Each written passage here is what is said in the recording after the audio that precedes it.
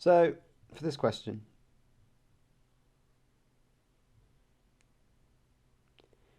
this equation has two distinct roots. So what we know automatically from the start is b squared minus 4ac, which is the discriminant, has to be greater than 0 to give it two roots.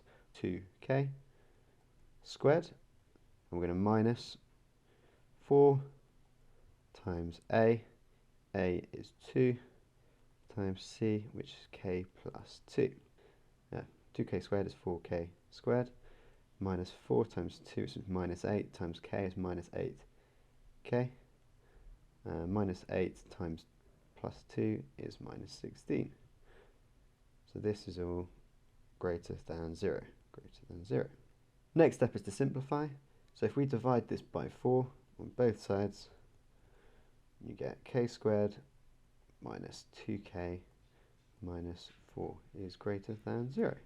So for b, we want to find the set of possible values for k.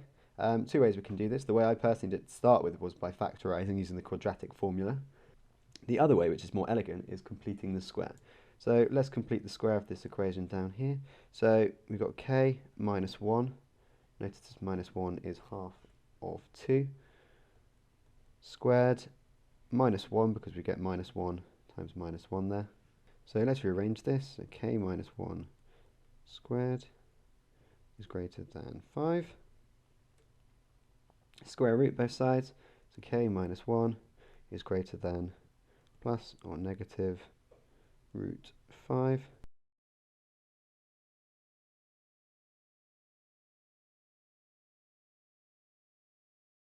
Okay, let's get k on its own. So k is greater than 1 plus or minus root 5. Okay, that is not the end of this question. So we need to find when k is greater than 1 plus or minus root 5. So to do this, we need a sketch. So I'm just going to draw a quick sketch in the top corner.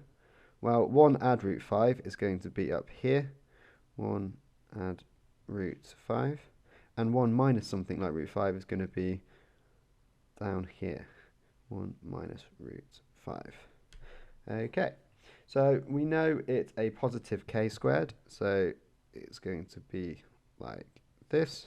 And we want to see when it's greater than 0. So when is the graph greater than 0?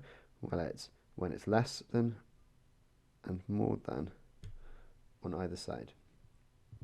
We can finish that off by writing when k is greater than 1 plus root 5, or when k is less than 1 add root 5. You need to be really careful with the terminology here, because it can't be both at the same time. So you get a method mark here for substituting in your a, b and c to b squared minus 4ac, the discriminant. And you also get a accuracy mark here for getting the correct inequality. The final mark is this step here, and showing that you can turn this inequality into this inequality here. And the final mark is an accuracy mark here for the process of turning this inequality here into this inequality here. In the second part of the question, you get your first method mark is for completing the square. So there's the first method mark. The second mark is for getting 1 plus or minus root 5. And the third and fourth mark are a method mark and an accuracy mark for getting the correct inequalities with the right side.